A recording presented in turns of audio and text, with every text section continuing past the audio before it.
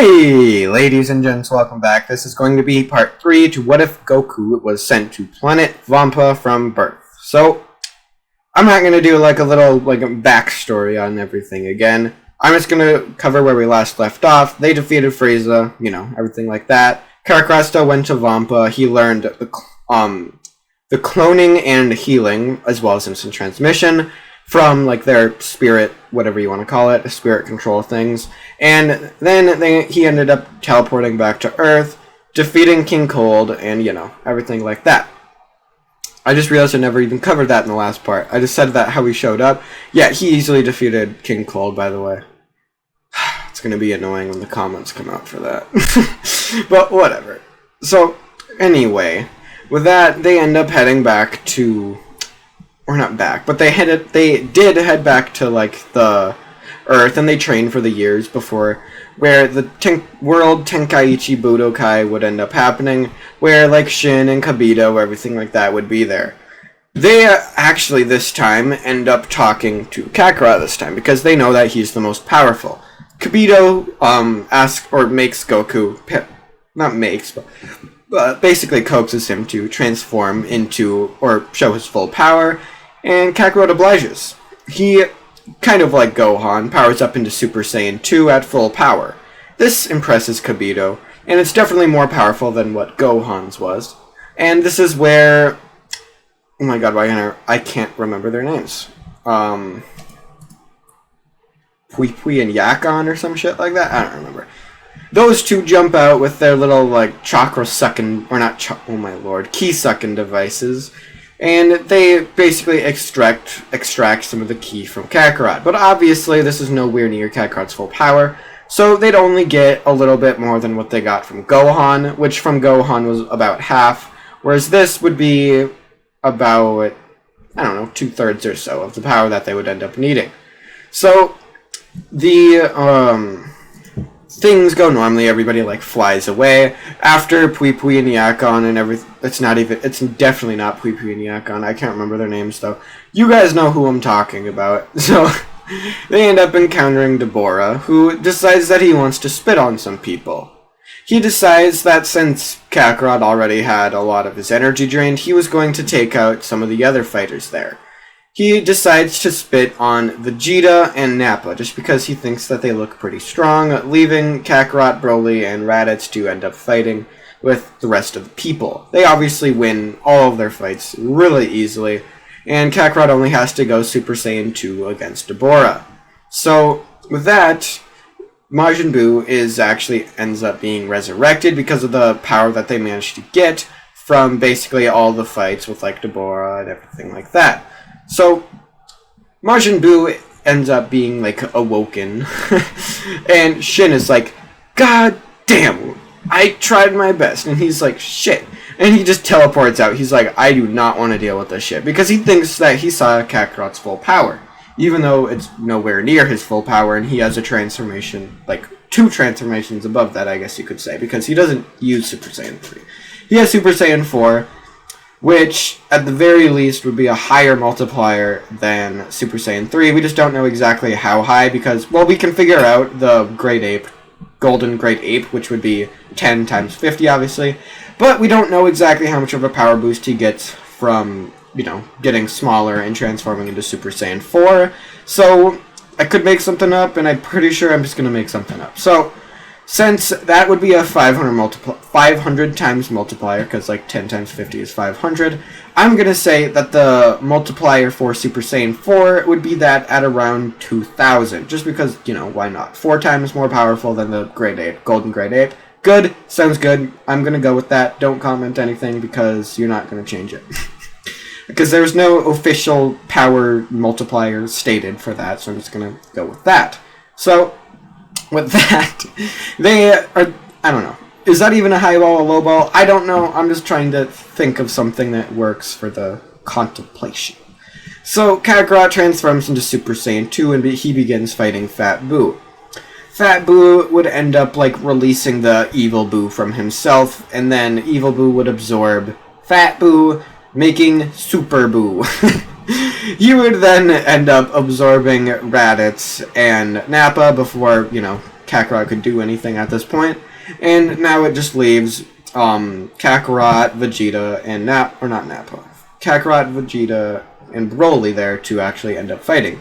Too bad he didn't absorb one of the 3 strongest fighters there. So Broly ends up transforming into Super Saiyan 2, and he easily outpaces Goku, or Kakarot in Super Saiyan 2, while Vegeta is below both of them. They begin fighting with this Super Buu, or who would this even be at this point? I'm gonna call him Vegeta, just because, like, I'm pretty sure, why would I call him Vegeta? He doesn't have fucking Vegeta. Oh my god, what am I doing with my life? I think it would be, like, Boopa or something like that from Nappa, because I'm just gonna go with that because it's a lot better sounding than, like, what would it even be? Buadits or some shit? Boodits? I don't know exactly how it would go. Because I don't know how the fusion names work or absorption names work. It's weird. So whatever. I'm just gonna call it Boo, because that sounds way too complicated to go anything else. But whatever. So anyway, Boo would be, like, much stronger than what any of the 3 of them even combined would be. So Kakarot ends up having to transform into his Super Saiyan 4, which I'm gonna say he calls it Super Saiyan 4, just because of the fact, it's totally not because of the fact that I think I'm gonna forget whatever I end up coming up with in the next part. It's totally because he would come up with Super Saiyan 4. Just take my word for it, okay? Yeah, good. And with this, he easily manages to completely decimate Boo, and they then use the Dragon Balls to revive everybody. Obviously, they don't end up reviving, like, Fat Boo or anything like that, but they revive the 2 fighters that were absorbed by Boo after Kakarot easily, like, completely decimates him. So, with that, there's no, like, Z-Sword training or Ultimate Form or Elder Kai or literally anything of the sort. Unless, for some reason, somebody ended up going to the Kai's planet to train, then maybe they would, but as of right now, nobody has it. So, another few years would pass. Everybody would obviously have the Super Saiyan 4 form at this point, because they're like, damn, that was strong, and they're asking Kakarot how exactly they acquired it. And obviously, even Vegeta would do that, basically letting his pride go to the back burners and asking Kakarot how he got that form. He would explain to them, and he would help them transform by basically, he could be there to help them keep control of themselves, because even if they couldn't control themselves, Kakarot was strong enough to stop them when he's in Super Saiyan 4. So, all of them get Super Saiyan 4, and Beerus would show up on Earth for Bulma's birthday party. So, with that, everybody's obviously, like, there enjoying themselves. Beerus would enjoy himself a lot more because there's no Boo there to basically, like, the little pudding thing never happens. So, you know, Boo isn't actually there, which means that Beerus is going to have a lot better time at the actual party itself.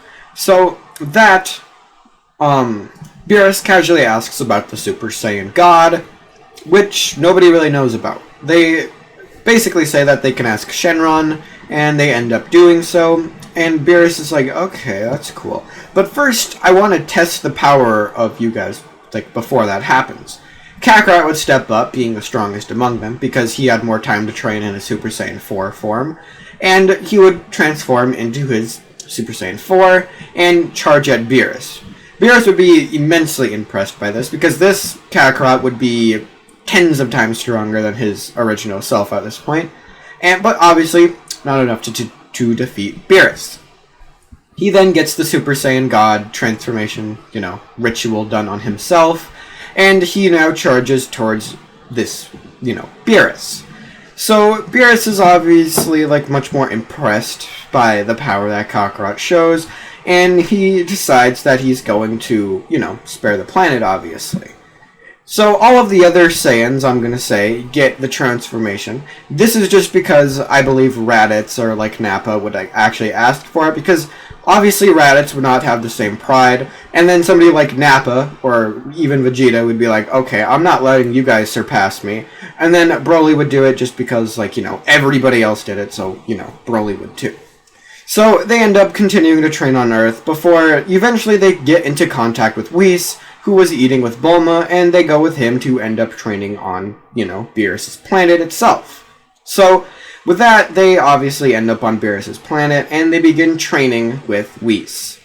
Now, with the 5 of them being there instead of just the 2 of them, their training progresses even faster than it does in the original, with all of them getting, like, Super Saiyan Blue forms and everything like that. So, that, you know, everybody gets, like, their Super Saiyan Blue forms and, you know, that kind of stuff. And Frieza would be showing up back on Earth, just like in the original. This is just because of the fact that he would still get revived because eventually the Frieza Force would figure out about the Dragon Balls because all the Saiyans did. Frieza would show up on Earth and he would begin challenging everybody there. Obviously, people like Bulma would be absolutely, like, freaked out because it's really only people like Master Roshi, Krillin, and everything like that who are much weaker than what they were in the original at this point, trying to face off against the entire Frieza Force. So a lot more people would die before Kakarot and everybody else like that would show up. But they do eventually show up, and Vegeta basically deflects a Ki Blast that was meant to kill Bulma right in, like, the nick of time, and Bulma's like, oh my god, thank fucking god with you being here right now. And, you know, now the question is, who actually gets to fight with Frieza? So, yeah, that's where I'm going to leave this part off, so I'll see you guys in the next part. Peace out. Bye.